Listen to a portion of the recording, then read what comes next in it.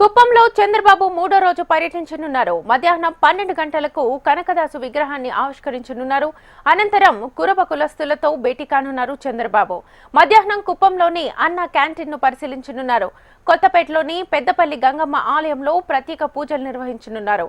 మధ్యాహ్నం 3:30కు కొత్తపేట మసీదులో ప్రత్యేక పూజలు చేయనున్నారు. అనంతరం మైనార్టీలతో సమీక్ష నిర్వహించనున్నారు.